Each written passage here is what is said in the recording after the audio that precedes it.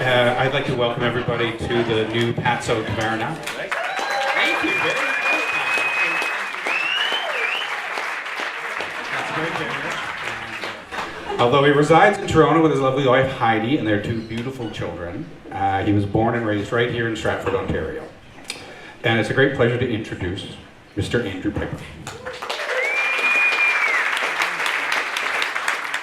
The Demonolgoist was really born out of my recreational reading of ghost stories. I love ghost stories. Happy, healthy people tend not to be haunted. People, though, who have suffered recently a loss, or have moved from one town to another, or have lost a job, or are suffering a divorce or something like that. Typically, that's the background to this. And I started to think, wouldn't it be interesting to write a horror novel that's really about an emotional connection between the haunted and the haunter? Paula and Delia Reese are two elderly, identical twins who've lived their lives on a farm. And Paula has recently gone missing, 10 days ago, has gone missing. She was hearing voices, she told her sister Delia, and she went down to the cellar one day, didn't come up. And Delia is now a person of interest, as she naturally would be in a case like this. But there's no evidence of any foul play. And so now David attends and enters the kitchen to find an elderly woman there. "Paula Reese," she says, offering her hand. It's only when I take it that the significance of the name strikes me. "Paula, I thought you were lost." "I was, but I'm found now, aren't I?" "What happened to you?" She traces the rim of the coffee cup with a finger. "I don't properly know. Isn't that something?" she says, and answers herself with a short blast of laughter. "All I remember is walking in that screen door this morning and Delia sitting right in that seat there, the one you're leaning on, drinking coffee from this very cup, and the two of us hugging and Delia making me eggs like not a thing had passed between us." "That's Delia's cup?" "Mm-hmm. It's empty. She finished it, but it looks untouched." She looks into the cup's bottom, then back at me. "So it does," she said. "Are you all right?" She doesn't appear to hear the question. "Do you have a sister, Mr. Ullman?" she asked. "No, I had a brother, though, when I was young." "Oh, well, then you'd know. The place kin like that keep in your heart. There's no scrubbing out that kind of stain, is there?" She shakes her head. "Blood runs deep."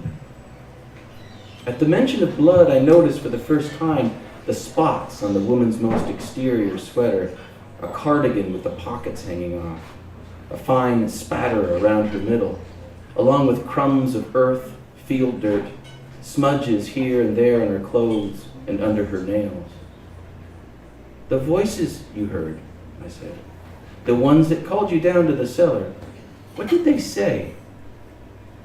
She ponders this, a brow-scrunched search of what seems a distant past, as though I've asked her the name of the boy who sat next to her in kindergarten. "It's a funny thing," she answers finally. "But though I know it was words, I can't recall them as words. More like a feeling, you know? A sound that put a feeling inside you." "Could you describe it?" I asked. "An awful thing. You'd rather be doubled over sick. You'd rather drive a nail through the back of your own hand. Because it was painful. Because it opened you up from the inside out. Made things so clear they were cast in pure darkness instead of light. A darkness you could see better than any light. Like being dead. Like being nothing." "Where's Delia now, Paula?" "She went down to the cellar just before you came." "The cellar?"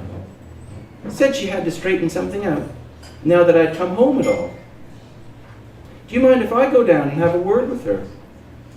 "Be my guest. Not that I'll be joining you." "Why not?" "Because I'm afraid." She looks at me like I'm dense. "Aren't you?"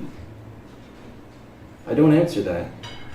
just move away from the table to the closed door I somehow know opens down into the broad hole beneath the house.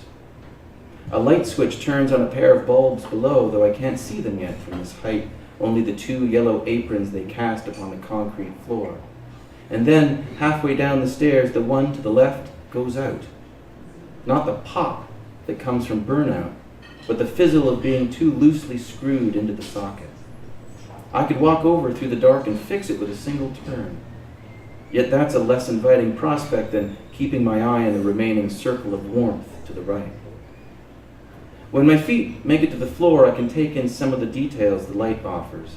Work tables against the walls, antique paint cans stacked in teetering towers, paper yard waste bags piled in the far corner, their bottoms black from their slowly liquefying contents. It is these bags that emit the smell, a decidedly organic rot, pervasive and strong, the back of the throat tickle of burnt sugar icing. No Delia to be found. She could be in the dark to the left, but even if she sat on the floor knitting socks, I wouldn't be able to see her. Only now does it occur to me that prior to my turning on the light switch, she would have been in total darkness herself, if she's down here at all. What was I thinking? Trusting an old lady dirtied with blood and soil who'd just returned from a 10-day sojourn without knowing how she'd spent the time. A liar! Because no coffee had touched that cup this morning. There was no smell of it in the kitchen either, no pot on the stove. Paula is probably closing the door at the top of the stairs right now. Wasn't there a latch on the outside, silvery and new? She must be slipping the padlock through even as I back up and make the bottom step, clicking it shut. Over here! A voice like Paula's, but not Paula's, stops me. Lets me see that the door at the top of the cellar stairs remains half open just as I left it. As I turn, there's a metallic scrape along the floor, and there she is, Delia Reese, pulling an overturned wash tub into the range of light and sitting on its edge with a weary sigh. Good morning, I say. Morning, is it? You take the sun away and you can lose track of time down here. At first, I'd taken her slouch and hooded eyes for fatigue. Yet with her words, it strikes me that I'm wrong. Despite her friendliness, her voice has been hollowed out by an immeasurable sadness, reedy and thin. I know because it's how I hear my own voice now, too. My name is David Ullman. I came to... I heard, she interrupts, lifting her eyes to the ceiling. Half heard. You must be delighted about Paula. She returns her eyes to me. Are you real? As far as I can tell. What have you done? I'm sorry, I'm not sure that... If you're here, you must have... She lets the thought drift away, draws a hand over her face as though to pull off a cobweb. Delia rubs her shoulders. This was always a cold house. Even in the summer, it never warmed up, never got all the way into the corners. Like the rooms themselves hated being touched by the sun. She appears as though she's about to stand, then changes her mind. A mind that's been transported to a particular sliver of the past. Me and Paula always going around in long coats in August, she says, and scarves round our ears on Christmas morning. A good thing you had each other out here, I say.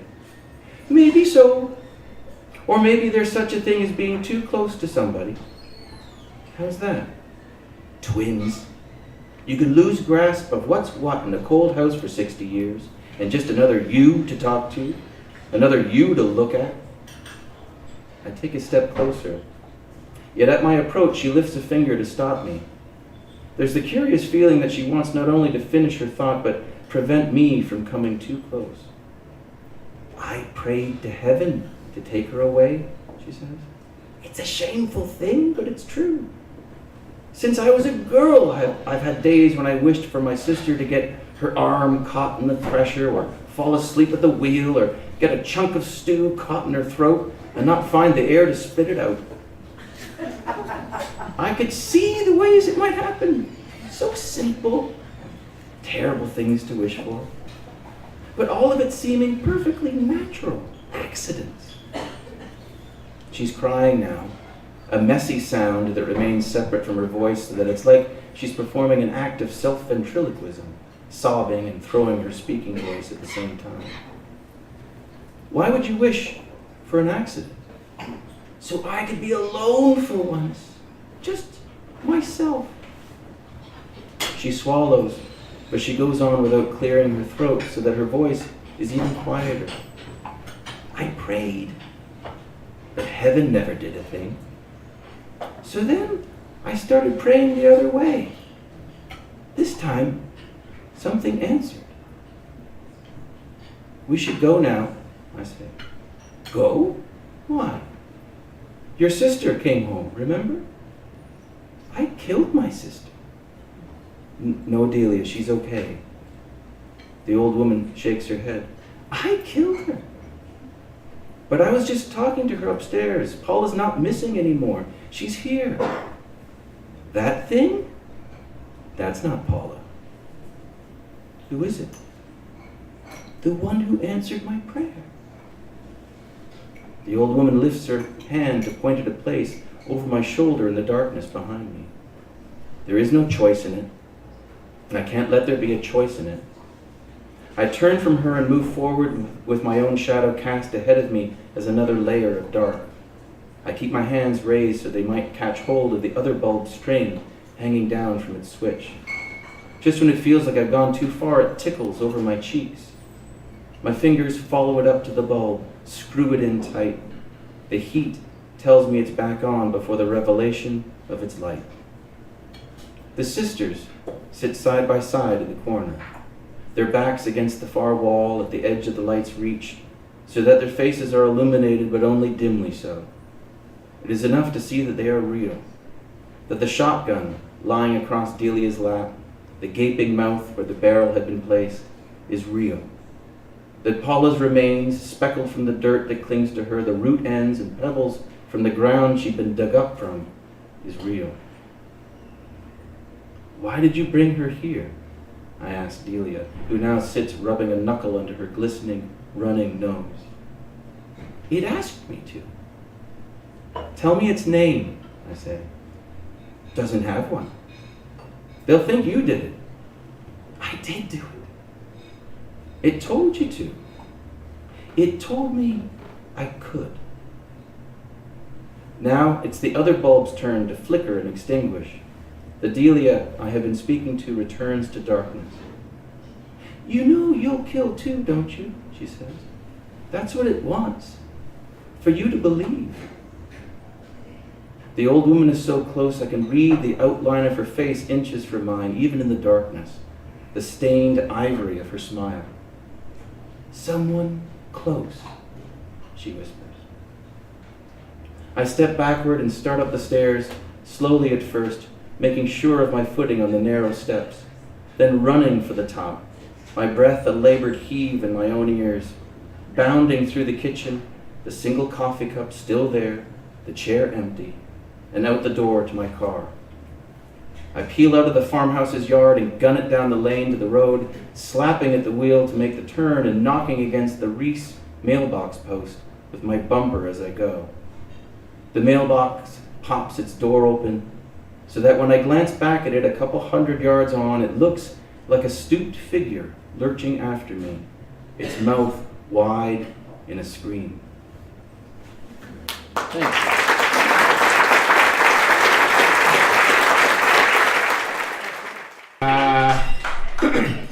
Plus Larry will be naked around 11, so that'll be awesome.